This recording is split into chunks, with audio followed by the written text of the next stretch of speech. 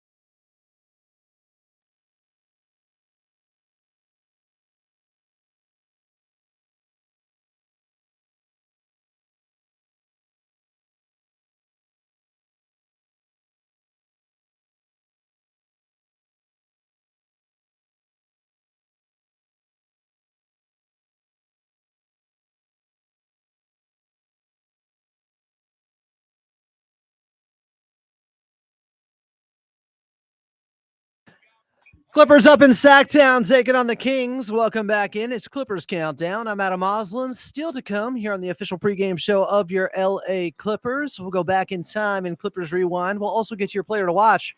But right now, I'm watching your radio voice of the Clippers and Carlo Jimenez from Golden One Center.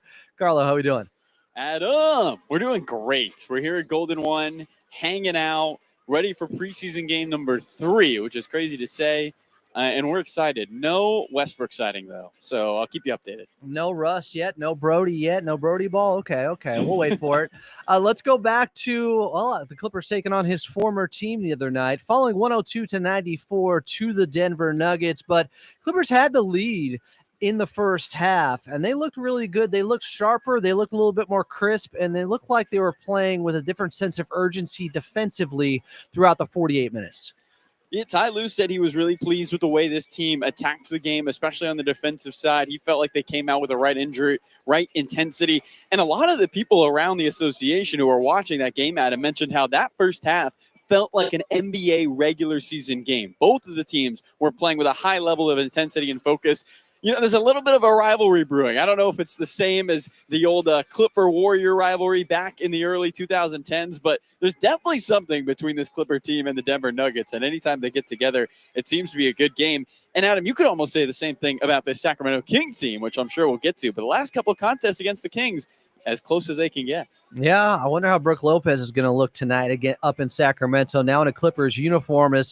He looked as good as ever. He's 37 years young, coming off the bench, played 17 minutes against the Denver Nuggets, had 15 points, 3 of 6 from distance. I think all of his makes, all 6 of them, were away from the rim. Tough shots, just showing off the dexterity and the skill level in the shot there, Carlo. Yeah, the balance, the yin and the yang of Ivica Zubac and Brook Lopez could not be more perfect so far through a couple preseason games. Big Zoo famously dominates in the paint. He's like a Sherman Williams executive, the way he takes over that painted area. And meanwhile, Brook Lopez avoids the paint. He's going to do everything outside of the painted area. A one-legged fall-away baseline jumper like he was playing open gym. It was really impressive to see Brook Lopez knock down shots, sidestep threes off the bounce from your 7'1" guy. I mean, you played the clip coming into the show. Ty Lue is so excited to have a real stretch 5. He talked about getting back to his Channing Frye, Kevin Love days. I'm sure he is even more excited after watching the way Brook Lopez played in that preseason game. We know he's excited with how Kawhi Leonard has looked so far in the preseason. 5 of 10, 17 points in 19 minutes against Denver. Didn't even play in the second half. Struggled from the outside, but knocked down everything from 2, including a couple of big throwdowns, one in transition, one where he turned the corner in the second quarter, got by his man, and Aaron Gordon left him in the dust for a big right-handed hammer. Kawhi just looks as good as ever. Once again, fully healthy. We're crossing our fingers. We're hoping you start the season with this level of Kawhi Leonard. The Clippers can get off to a very fast start. Adam, I don't know if you'd agree with this, but Kawhi Leonard right now looks like the Kawhi Leonard we saw in February of last season. He looks like he's at the peak of his powers. And we are in preseason already. I mean, what that will do for this Clipper team going forward, you mentioned it, could be huge. As Ty Lue talked about, we really didn't have him that many games. And for 9 games, he had a minutes restriction. Kawhi playing 37 a season ago. He just looks comfortable. He looks confident. And he looks better at taking those longer threes. He has been able to shoot that deep shot with a lot more confidence and with a quick trigger, a couple curling around a screen. Clearly, there was an emphasis on extending the range for Kawhi Leonard this offseason, and it looks like he could be even more dangerous. As crazy as that is to say, Kawhi Leonard, folks, could be getting better this season for the Clippers. Same with this big man. You mentioned Ivica Zubac with the starters, 5 of 6, only missed 1 shot again against a higher level of competition in preseason game number 2 with the Denver Nuggets. 11 points, 10 boards in 23 minutes. Ivica Zubac, he's talked about it. He told the underground GOAT, Sweet Lou Williams, that he's better than he was last season. He has shown it off so far in 2 games in the preseason. And it looks just so easy for him time and time again. Ivica Zubac finally getting the flowers he deserves around the league. Brian Windhorst saying he'd expect him to be an all-NBA selection. By the way, he was 2 spots away from being an all-NBA selection a season ago. Really not a crazy thing to say. I'd expect him to at least be an all-star this year, especially with the world versus American format that the NBA is now going to, if they do keep it positionless. There is a lot of good centers from around the world at this level to see if everyone's healthy. Nonetheless, Ivica Zubac, coming off the year in which he averaged 16 and 12, he was better in the playoffs. You look at his numbers against the best centers around the league, he not only dominates a lot of them, but is able to do it on both ends, on the offensive and the defensive end, continue to be a force. Ivica Zubac gets better every single season. The Clippers are going to see that this season, and they've already got glimpses of it in the preseason. The rest of the league is about to find out. Tonight, the Clippers are up in NorCal, taking on the Sacramento Kings in preseason game number 3 for your LA Clippers.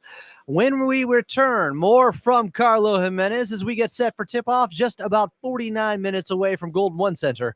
I'm Adam Osland, and you're listening to the Los Angeles Clippers Audio Network.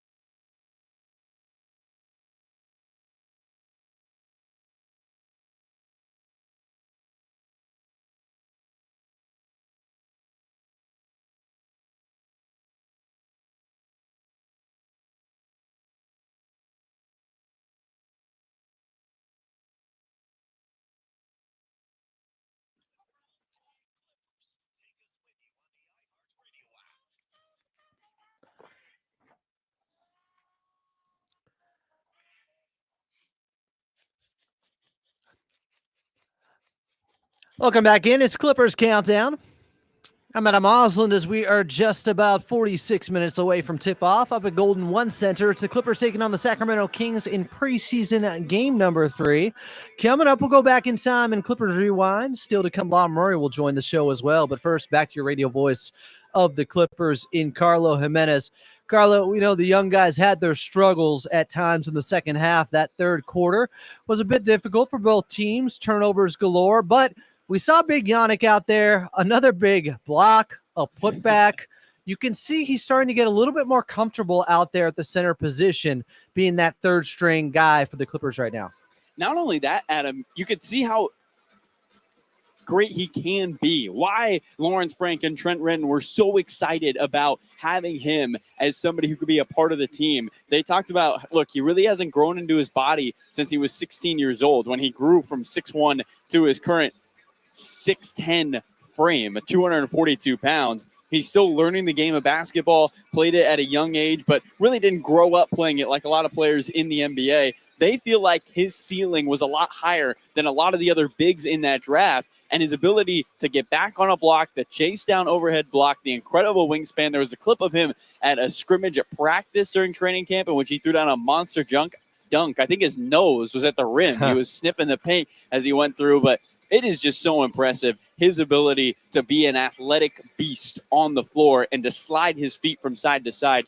Yannick Koden-Niederhauser is going to be a household name at some point. We talked about him a little bit, but third straight game he'll be starting in this one. Derek Jones Jr. Felt like at the end of the second quarter, they really started to run some offense through him with some hit passes. They were looking for him slashing through the lane. He got active in a hurry, and I like the fact that it appears right now that the Clippers are sticking with that identity that they formulated last season. Great point of attack defenders out there to start off ball games because DJ, again, he's in the starting lineup once again tonight.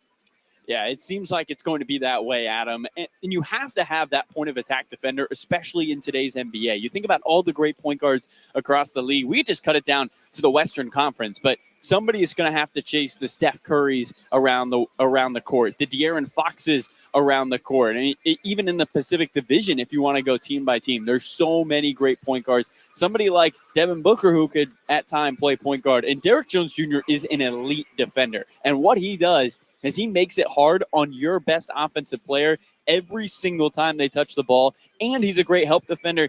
Even that, Adam, you want to have your point of attack defender be someone who has the experience of being in year two in the Jeff Van Gundy defense. This is a defense, we have heard the players talk about it, they do things differently. Well, if you can have a leader at the point of attack like Derek Jones Jr., who can communicate and set the tone. How many times did Jeff talk about how Chris and Derek set the tone on defense? You need somebody who's going to tell all your other guys on the floor and on the bench, we are here to play hard on the defensive end. It is all about buy-in. It's all about effort. That's what you hear from coaches every single time they talk on the podium about defense, and Derek Jones Jr. sets the standard on the defensive end for this team. Looking to see the Clippers bring that physicality up to Sacramento later tonight. Carlo Jimenez is on the call as we're just about 43 minutes away from Golden One Center, tipping off there.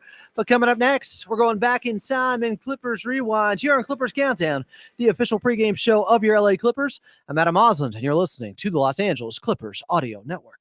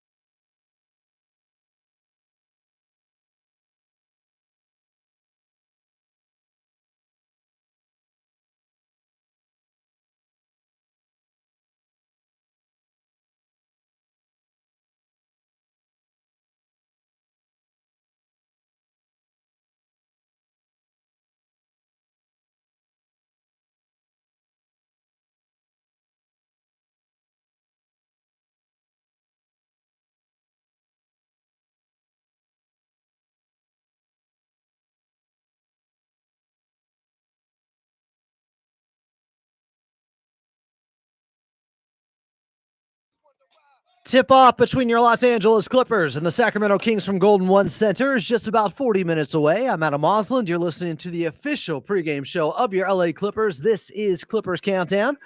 Remember, when the Dodgers are on AM 570, we'll be on the Patriot AM 1150. Dodgers off, we're here on AM 570 LA Sports. And, of course, you can also stream it on the iHeartRadio app. And for pre and post, got it on the YouTube side at Clippers Talk as well. Coming up, your player to watch. But first, we're going back in time in Clippers Rewind, back to January 31st of 1992 when the Thriller, The Hand That Rocks the Cradle with Rebecca De Mornay, was out in theaters, and Color Me Bad's All for Love was on the radio, and your LA Clippers were playing the Sacramento Kings back in their old arena, Arco Arena.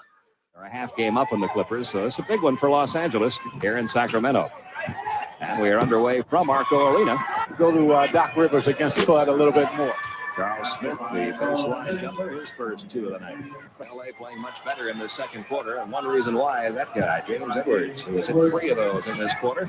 This is Ron Harper eluding his man and hitting the open jumper. He has 4 in the quarter, 15 on the night. Come off to Manning. Somebody's open. They find him. And draining the basket is Ron Harper. Into the paint, dishing off underneath, but stolen by Ron Harper. And a little showtime here. Who's going to put the show on? Charles Smith. Clippers turning it up a notch defensively. Down at 2 seconds left. Richmond trying to beat the clock. Yeah, unfortunately for the Clippers, you heard the call there. Mitch Richmond, the Rock, they called him, hitting the game winner for the Sacramento Kings back in 92, January 31st of 92 at Arco Arena against your LA Clippers. I don't think he's playing for the Kings, though, tonight. You also heard the name of the one-time Clipper player and former head coach Doc Rivers. Ron Harper also all over those highlights. Coming up next, your player to watch, and then La Murray of The Athletic will be here. I'm Adam Osland, and you're listening to the Los Angeles Clippers Audio Network.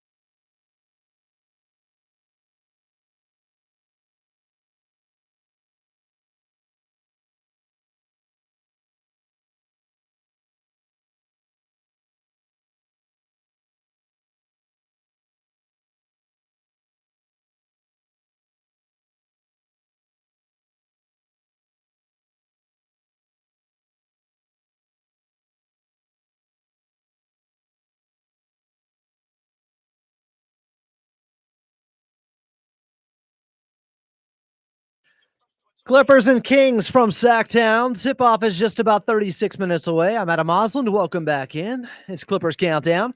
Still to come, La Murray of The Athletic will be here. We'll also get your injury report. But first, this is LA Clippers basketball. Watching this guy play right now is really something. Players to watch. Watching Jordan Miller in this ball game. Why? Because Jay Miller's getting the start. Remember, he was first in off the bench when Bogey left the game down in San Diego against the Lions in preseason game number 1 just about a week ago. Jordan Miller against the Denver Nuggets, 17 minutes, 5 points, 2 of 7 from the field, knocked down a three-pointer. Just want to see him maybe get to his right a little bit more. He's got to have that counter in his game. He's good at going left, but NBA teams are good at scouting that. They will cut off the water or shut off the water very quickly there. Jordan Miller's got to show that he's a little bit stronger, and he is not as predictable as he was at times last season. Still a relatively young player in the game, growing here, and hopefully has some growth tonight. Next to the starters, that will be Kawhi, James Harden, Derek Jones Jr., and Ivica Zubac next to Jordan Miller. So a big spot for the young man. Another opportunity. Let's see if he can take advantage of it up in Sacramento against the Kings. Tip off just 35 minutes away. Coming up, we got La Murray, but up next, your injury report here on Clippers Countdown. I'm Adam Osland, and you're listening to the Los Angeles Clippers Audio Network.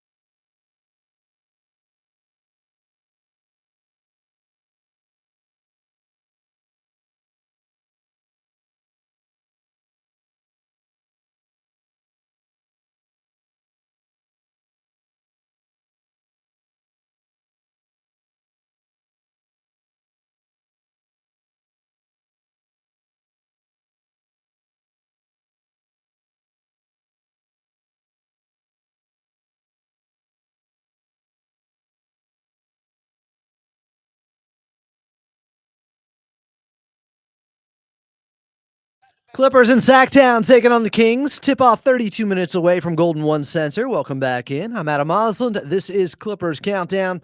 Coming up on our Media Roundtable segment next, we'll have La Murray on from Golden One Center. But first, your injury report for the Clippers. Still no Bradley Beal, who has been doing some scrimmaging, and maybe we'll see him on Friday when they're up in San Francisco taking on Golden State. Sounded like that was the plan, but remember, he had that knee scope back in May, so they're bringing him along slowly. And Bogey, as I mentioned earlier, got hurt in preseason game number 1, lower back injury. He's out too for your Clippers. In would be La Murray next. In our Media Roundtable segment, Clippers, Kings, and we are just 31 minutes away from tip-off. I'm Adam Osland, and you're listening to the Los Angeles Clippers Audio Network.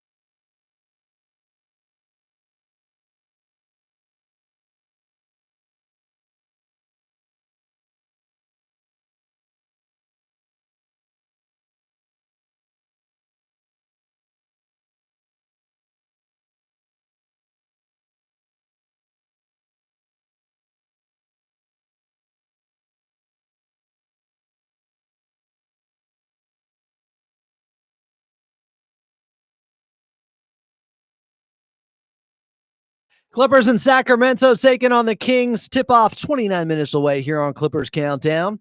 Coming up, we'll get your drive around the league, but join the show right now from Golden One Center in Sacktown would be La Murray of The Athletic.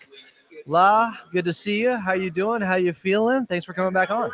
Yeah, feels good to be on the road. I always appreciate a chance to get the heck out of LA. So I'm even for one night, I'm happy to be up here.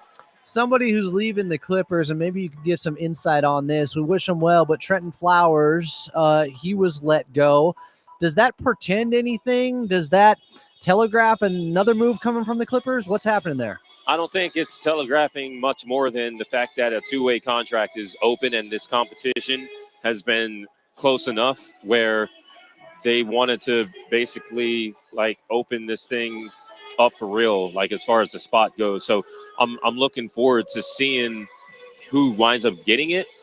I'm not sure we're going to get a whole lot of insight from these preseason games. I asked Tyronn Lue before Trenton Flowers was officially let go after Tuesday's practice. These days are running together, and I'm live, so I'm hitting these notes as I'm hitting them, man. You're good. I asked him about these young players that are competing and the fact that there aren't a lot of preseason games. There's really not a lot of preseason games against other NBA teams. A week ago, they were in Oceanside playing a team from the Chinese Basketball Association. You're not seeing these guys. Sunday, when you saw the Denver Nuggets in town, a bunch of guys did not play. Trenton Flowers was one of them. But Kobe Sanders was another one.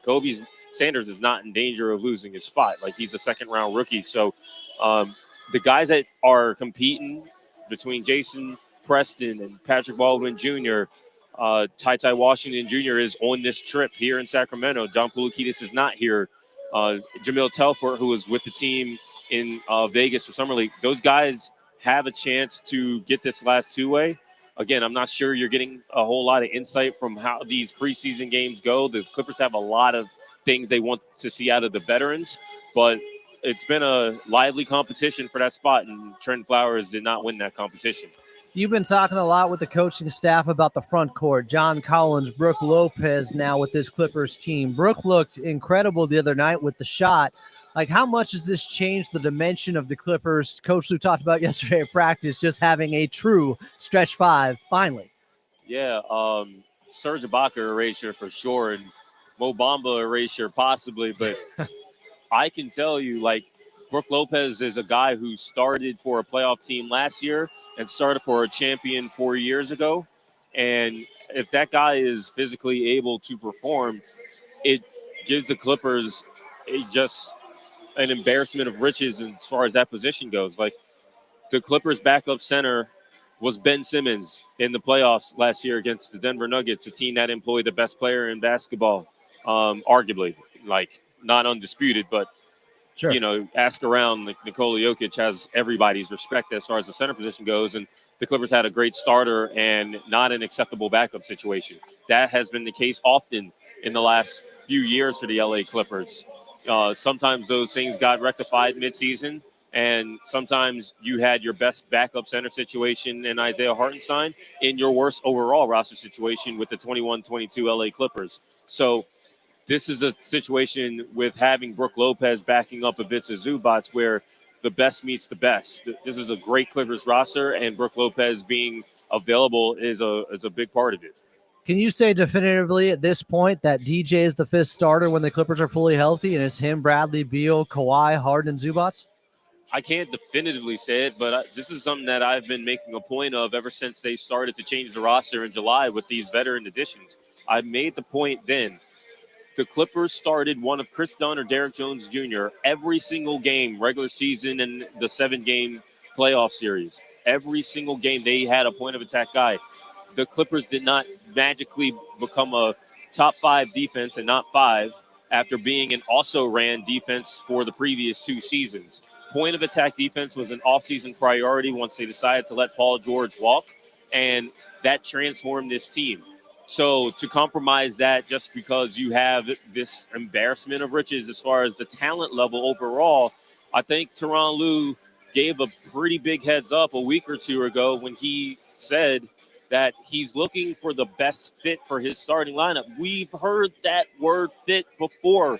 Marcus Morris Sr., you guys didn't go on Twitter wondering why Marcus Morris Sr. was starting all these games and T. Lou throwing the word fit out there. Like, there's a lot that goes into these lineups. It's not just throw the best 5 box scores together on a basketball court. There's a lot that goes into it. So there is not going to be, there's going to be games where you saw the Denver Nuggets here, and it's like, let's start John Collins. Let's see what this looks like right away against Aaron Gordon.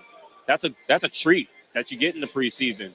But besides that, I think the Clippers are like, look, we have an identity. We formed an identity last year, and it was not anything from the offensive end. It was because defensively they said they are going to have elite point of attack defense, and you saw that. And if Derrick Jones Jr. doesn't start, then he doesn't start. I don't think Derrick's going to be too broken up about that. But it is telling to me that he has started 3 out of 3 preseason games to this point.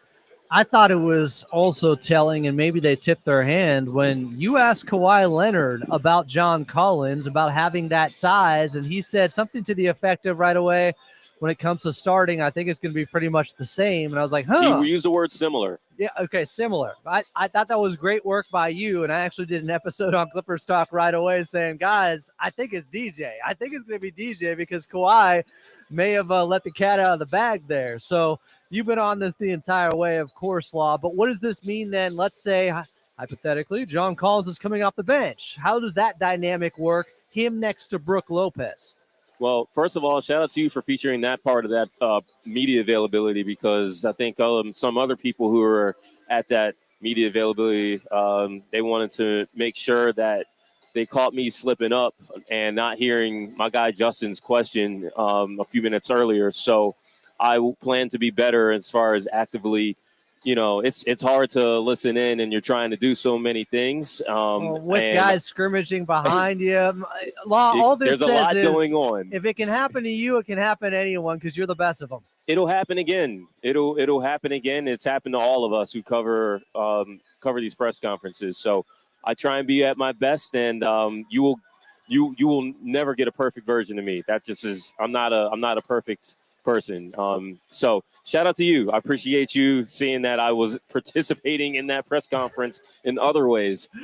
In terms of John Collins and the second unit, this is something that I highlighted when John came to the team, because that trade was made after Brook Lopez had agreed to terms with the Clippers. And mind you, I was interested in John Collins the night that free agency started, that Monday night. I just had an eye on John opting into his deal and wondering if this does happen, I'm going to not be surprised by it.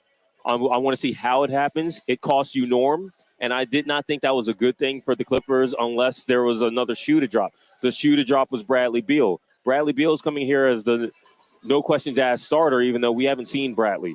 So with John, it was clear to me having him on the roster is a great thing. Having him locked into a starter's role, I was like, the fit is going to be a concern for me. It was always a concern for me.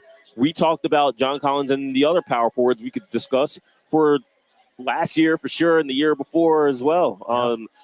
John Collins as a second unit guy is unfair. That's the term that I am comfortable using, because with Ivica Zubac, it's like, yeah, you can do big-to-big passing, and John can space out. And I think a lot of people just are hung up on John Collins' three-point percentage. And it's like, you can play him anywhere. It's like, yeah, but there's a best version of John, and there's he can get by version of John. Yeah. You can get by with John as your starter and as a guy who is just spacing the floor for the main options offensively, where his touches would be decreased significantly. In the second unit, he's going to get a whole lot more looks, and he's going to batter second unit because the talent level is going to be overwhelming. You saw it against the Chinese team a week ago, but I think you could possibly see it tonight when Sacramento and the Clippers are playing against each other. Brook Lopez can play outside. He played with Giannis Antetokounmpo for a significant period of time. John Collins is the Clippers' Giannis Antetokounmpo in those second units, if that's what winds up happening, because as good of a shooter as John is, the feature of John Collins is what he does inside. the fact that he is so athletic and the fact that he's not Marcus Morris and Nico Batum and Robert Covington from that aspect of things. He can be that kind of player if he's playing with the best players, but when he is the best player, the elevated offensive option, that's when John Collins can eat and be really impactful. And then you're not worried as much about the defense because you're not playing against as many offensive options in those units. So if John winds up starting games, cool. He's good enough to start, obviously. He's going to give the Clippers all the size that they could use. But if he's in second units, whether he's the 4 next to Brook or he's the 5 in lineups that we're not going to see tonight, unless someone's lying to me, then you're going to see some exciting uses of John that give him more of an opportunity to make an impact in the box score and in the lineup overall. Last one for you here, Law. What have you seen so far through 2 games with CP3 in that second unit, and how will he be used moving forward? I think you have to get used to the fact that Tyronn Lue, a former NBA point guard, is going to play NBA point guards. Chris Paul is a guy who he's on this team because he's a responsible ball handler and decision maker. Now, the thing with Chris, this is not Chris Paul of 5 years ago. Chris as a scorer is just not a thing that's going to happen. If his jump shot is there and if they're giving it to him, he can shoot the basketball. But if you looked at last year in San Antonio, even though he was starting, his scoring takes a big hit. Like, Chris does not have downhill pressure. He's not a guy who, it's going to be rare that he gets to the hoop. But he augments that with the fact that he is really good at taking care of the basketball and getting the most out of every possession. He's a 6-foot Kawhi Leonard when it comes to just driving and being consistent possession after possession after possession. Shout out to Mike Brown. And so in that second unit, you're going to get across the timeline. You're going to run half-court offense. You're going to be organized. You're going to get into your sets, and you're going to get the most out of possessions in the second unit. Did you have a guy like that on your team at any point in the season that could do that? No. You were asking Bogdan Bogdanovic to do that, a midseason acquisition who is a solid on-ball player but not a traditional point guard. And before that, you were asking Kevin Porter Jr. to do that, a guy who never had played winning basketball before at the NBA level and a guy who was coming back from a year away from the game. Things are a lot different for this year's LA Clippers team. He is La Murray of The Athletic. At La Murray DNU is where you'll find him on X. Read his latest in a collab called NBA Storylines Debate, Jalen Brunson, Anthony Edwards, or Donovan Mitchell for MVP. La, appreciate you. I don't know about wearing the purple underneath there. Some fans might get upset with Clipper Nation, but that's all right. You're an impartial observer and a Some damn fans fine might journalist. be Kawhi Leonard at shoot-around today. Wait, I didn't see about that. What did I miss there? What's that? Yeah, they don't. That's why I tell you that's an inside thing right there. All right. I'll have to do my own research then. Law, thanks for doing this here on Clippers Countdown. All right, enjoy the games. Coming up next, as we are just about 15 minutes away from tip-off, Clippers, Golden One Center taking on the Kings, and we'll get your drive around the league. I'm Adam Osland, and you're listening to the Los Angeles Clippers Audio Network.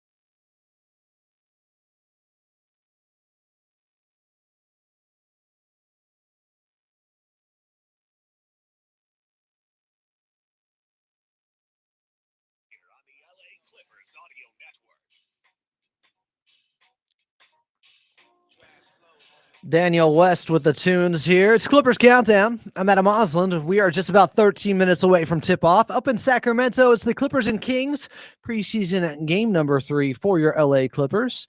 Coming up back to Carlo Jimenez, but first your drive around the league, and it's brought to you by Toyota. Work hard and play hard in a new Tacoma with an iForce turbocharged engine. It's a truck built for the bold. See your Toyota dealer today. We make it easy. Easy enough for the Charlotte Hornets at home against the Memphis Grizzlies. They pulled away in the third quarter and would go on to win 145-116. Hornets over Grizzlies thanks to 29 and 10 from Miles Bridges. Late fourth quarter with 4.5 minutes left in Boston. Well, it's the Celtics tied up at 92 with the Toronto Raptors. Derek White has a big opportunity this season, of course.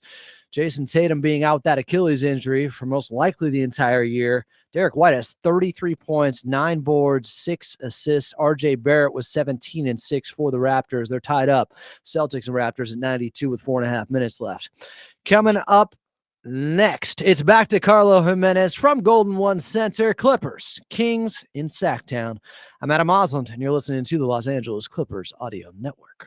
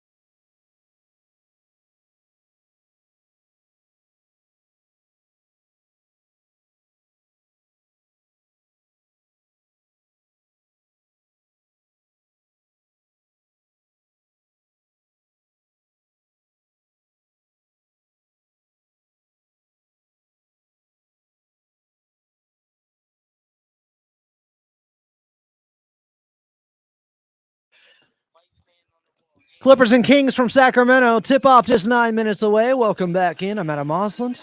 Coming up, we'll get to your keys to victory, but first, back out to Golden One Center with your radio voice of the Clippers and Carlo Jimenez. Carlo, outside looking in on this Sacramento Kings team. Hope springs eternal as we start a new season always. What are the vibes right now in Sacramento on a day where they bring in Russell Westbrook? I think people are, one, excited, but also cautiously excited, simply because, Adam, it's just a lot of guards on this team. And Keegan Murray, who went down with that injury, tearing the UCL in his left thumb, now is going to miss 4 to 6 weeks at least before he's reevaluated. And Russell Westbrook, while is a great on-ball defender, isn't necessarily known for his size and his ability to guard up. So where does that defense come from is the question. Doug Christie has been talking about it all preseason. We need to be a better defensive team. In fact, he's drawn parallels to the Clippers, who are not a good defensive team. And then Jeff Van Gundy comes in. There isn't a ton of personnel changes and gets the team to buy in defensively. He feels like they can do something similar here in Sacramento, but it gets a lot harder when you don't have your best defender in Keegan Murray, who they just signed to a contract extension today. He's going to spend 5 more years here in Sacktown. Well, and going back to the Clippers here, we talked about some of the young guys earlier with Law Murray, but my player to watch, Jordan Miller, in the starting lineup. This is a big deal for him. He was first off the bench in their first preseason game. When Bogey left the ball game, he's got a big opportunity here, Jordan Miller, tonight. 100%. An opportunity for him to shine, to show he can play in an NBA lineup, and really just to be a complementary piece for the rest of the group. When Jordan Miller goes down to Summer League, Adam, he is the star. Well, now he's the 5th scoring option with this starting lineup. How can he be effective and do all the right things on the defensive end? That's what I'm really curious to see. I do love this move from Ty Lue. You reward a guy who stuck with your organization, who felt like it was family, even though, let's be honest, the Clippers offered him money, and then because of some cap gymnastics that they had to do, really all business, no feelings, had to waive him, and Jordan stuck with the Clippers, now getting rewarded after a great summer. Lawrence Frank calling him the MVP of our summer. How does he knock down the door as it swung a little bit open for him, getting the nod in the starting lineup? Hope he knocks down another three-pointer tonight, as Lawrence Frank has mentioned. Got to shoot 37% from distance, but an easy guy to root for given his story and his perseverance here with this Clippers team. Mentioned CP3 with Law Murray as well. Played 21 minutes. He couldn't find the shot from the outside, just 0 of 3, but he's moving really well. And to me, that's one of the biggest things you can look for in veterans during the preseason. It's not so much about the traditional box score. It's just how do you guys look physically? CP3 looks 40 years young right now. Couldn't agree more, Adam. You think about what the Clippers are going to need from Chris Paul this season. They're not going to need him to play 35 minutes every game and single-handedly score in the mid-range and win them ball games on a night-in and night-out basis. But come playoff time, come crunch time, late in games, they are going to need him come up with big plays like he has done throughout his entire NBA career. Maybe one of the biggest shots in Clipper history in the playoffs. And now Chris Paul, an opportunity to do some of the same with the Clippers. I'm excited to see him continue to get ready for the NBA season. You know, you say the same thing about Nico Batum. I am not worried if Nico Batum comes out here and shoots over 10 from 3. But I am worried if he looks like he's able to run up and down the court and be physically in shape. Those two guys for the Clippers are going to win them games, but they definitely aren't going to be huge pieces of the offense night in and night out. CB3's old backcourt counterpart that he started with on the Houston Rockets. Now he backs up for James Harden, 24 minutes, just 5 points, 1 of 6 shooting against Denver on Sunday. Did have some turnovers early, but eventually put that behind him and finished with 11 dimes in that ball game. You know what? I was a little bit hard on him early on, but James Harden turned that game around, I felt like, and got them into their offense in the first half of the Clippers. Yeah, he's their leader on the floor when it comes to the availability, being there every single night, when it comes to the focus of this team, and really when it comes to running the offense. He runs that Clipper offense every single time he's on the floor. So for somebody like James Harden to come out there, have a couple turnovers, and then lock in, the rest of the team is going to follow behind that, and that leads to success. You know this, Adam. As James Harden goes, often so do the Clipper go, because he is the straw that stirs the drink on the offensive end. I thought he was much more locked in late in that game, and it led to a lot more success for the Clips. Hoping to see him get the Clippers off to a good start tonight in Sacramento. Carlo Jimenez is on the call. Tip-off is just about 5 minutes away. Coming up next, we'll get to your keys to victory here on Clippers Countdown on the Los Angeles Clippers Audio Network.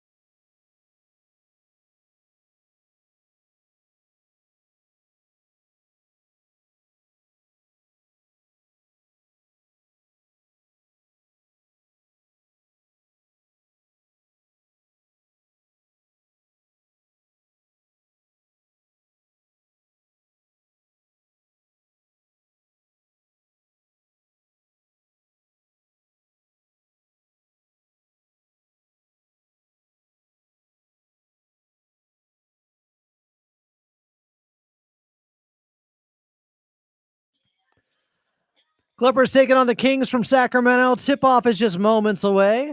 Let's get to your keys to victory. Clippers still had 15 turnovers in their defeat on Sunday, 102-94 at home to the Denver Nuggets. Want to see them clean up the turnovers a little bit, especially early on. James Harden had a couple of uncharacteristically sloppy ones, but keep feeding the big man in Ivica Zubac. One of the areas that Sacramento struggles in is not just the perimeter defense, the interior defense for them. They're lacking a little bit there, but also just continue to move the basketball. It seems like the Clippers have been intent on that. They did have 24 assists last time out and turned down good shots for great shots tonight. Also, no injuries, please. That's more important than anything else I just said. Clippers, Kings from Golden One Center. Coming up next, Carlo Jimenez is on the call, and you're listening to the Los Angeles Clippers Audio Network.